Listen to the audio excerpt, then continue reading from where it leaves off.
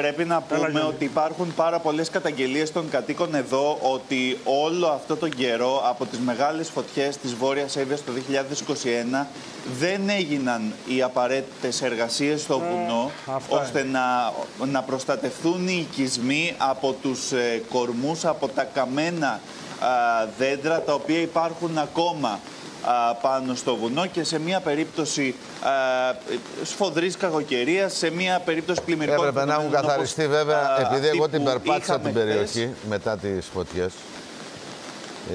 Μιλάμε για μία τεράστια έκταση. Μιλάμε για το ένα βουνό. Περνάς στο ένα βουνό και περνάς στο δεύτερο και περνάς στο τρίτο και περνάς στο τέταρτο και το βλέπει όλο απάνω μέχρι κάτω, όλα καμένα. Αυτά τότε δεν λέγανε κορμοδέματα, θα κάνουν διάφορα, θα κάνουν. Από ό,τι είχα δει είχαν κάνει κάποια, αλλά μιλάμε τώρα για τεράστιες εκτάσεις, δεν ξέρω. Πάμε λοιπόν παιδιά, να σας απελευθερώσουμε για λίγο, γιατί βρέχεστε τώρα εσείς.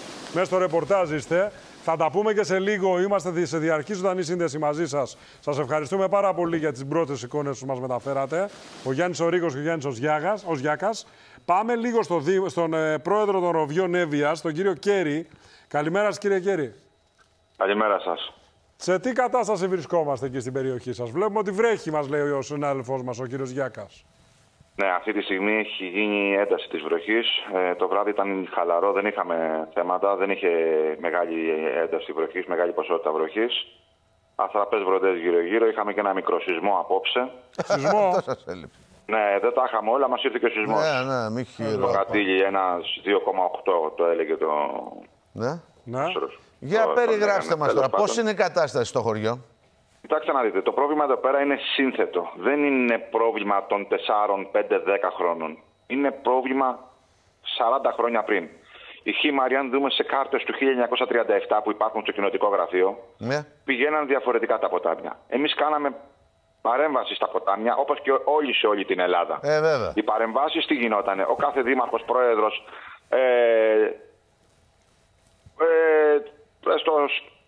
αντιπρόεδρος, τι κάνανε? Αφήναν, φράζαν πάνω στα σπίτια, πάνω στα ποτάμια. Φτιάχνανε σπίτια πάνω στα ποτάμια, μεταξύ τα ποτάμια στενέψανε. Τα ποτάμια παλιά ήταν φτιαγμένα από τη φύση για να αντέχονται κάποιες χιλιάδες κυβικά. Αυτή τη στιγμή τα ποτάμια έχουν ξεκινήσει από 10 μέτρα που ήταν και έχουν πέφτει σε 2-3 μέτρα. Πού να δεχτεί το νερό και να πάρει το νερό όλο αυτό? Σε ένα μέρος κιόλας, όπως είναι οι Ροβιές, που έχει καεί το 100% του δάσους. Ναι. Άρα λέτε υπερχείληση δεδομένη από τις παρεμβάσεις. Κοιτάξτε να δείτε. Μετά την φωτιά η οποία έγινε εδώ πέρα, γίνανε κάποια αντιπλημμυρικά, γίνανε κάποια πτυχία στήριξης από το δασαρχείο, από τον κύριο Μπένο, και γίνανε αυτά τα πτυχία στήριξης. Καθαριστήκανε τα ποτάμια από την περιφέρεια, γιατί τα ποτάμια ανήκουν στην περιφέρεια.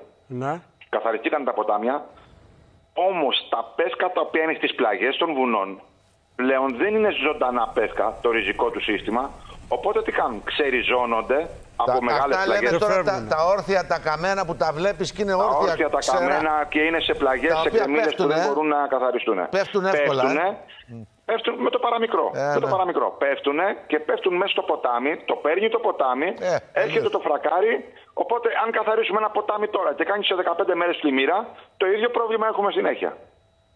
Άρα η λύση ποια θα ήταν? Υπήρχε λύση? Η λύση θα είναι χτες, όχι σήμερα, χτες, ένα ποτάμι κεντρικό που έχουμε στο χωριό να οριοθετηθεί και να πάρει η κυβέρνηση επιτέλους μία απόφαση που να μπορεί να μπει μέσα σε φραγμένες εκτάσεις και να πιάσει την τομή του ποταμιού, αυτή που ήταν παλιά.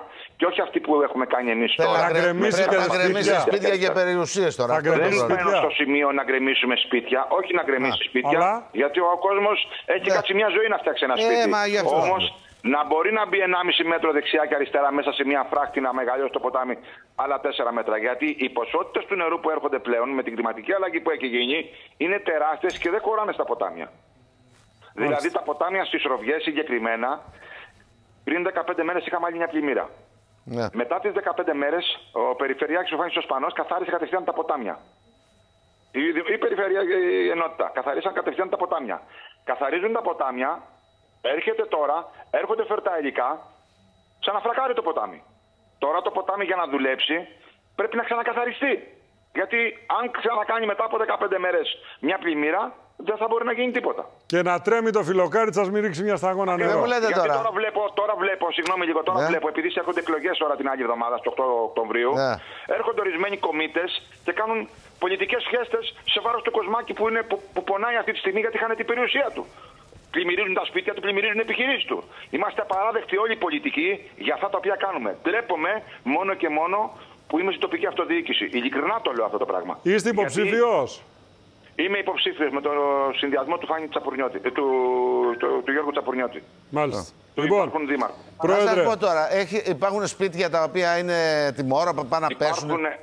Υπάρχουν σπίτια τα οποία το ποτάμι το κεντρικό έχει κουφώσει στα θεμέλια, τυχεία και υπάρχει πρόβλημα στο να πέσουν τα σπίτια αυτά.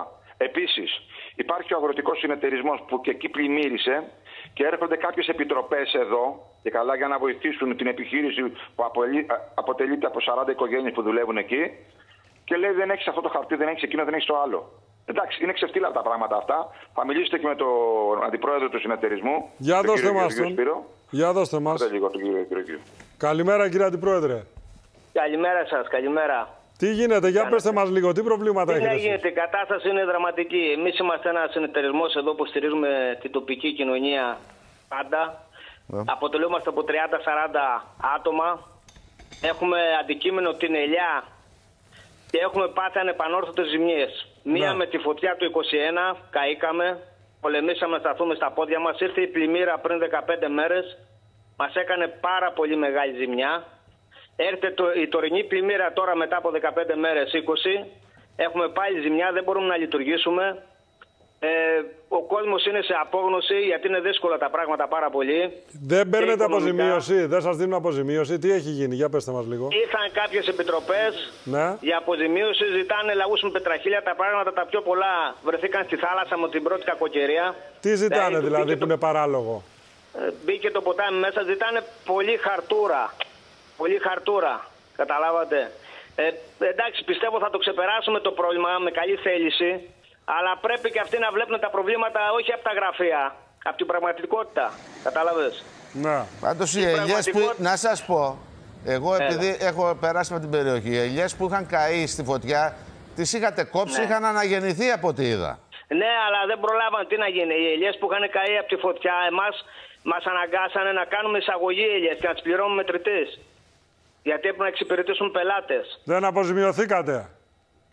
Πολύ ελάχιστα. Σε τι ποσοστό δηλαδή? Ελάχιστα. Σε τι ποσοστό? Στο 50% κάποιοι και κάποιοι ούτε στο 30%. Μάλιστα. Καταλαβαίνετε. Δεν έχουν τα προβλήματα από πίσω. Καλά, κάτσε τώρα να κάτσε να περάσει τώρα η κακοκαιρία τώρα, να περάσει και σήμερα λίγο και μετά τα ξαναδούμε. Γιατί είστε ακόμα στο μάτι του κυκλώνα, ρε παιδί μου. Είναι φοβερό πράγμα δηλαδή. Τώρα αυτή τη στιγμή είμαστε με τον πρόεδρο και ξέρετε τι ρίχνει εδώ στο χωριό της Σουροκίας. Λοιπόν, θα επικοινωνήσουμε και πάλι αργότερα. Να μας κάνετε και άλλη αποτίμηση με το φως της μέρας να τα πούμε. Σας ευχαριστούμε πολύ και εσάς και τον κύριο Κέρι. Ευχαριστούμε πολύ. Ευχαριστούμε την καλημέρα μας και θα τα πούμε. Να πάνε όλα καλά. Ελπίζουμε να μην χρειαστεί τίποτα.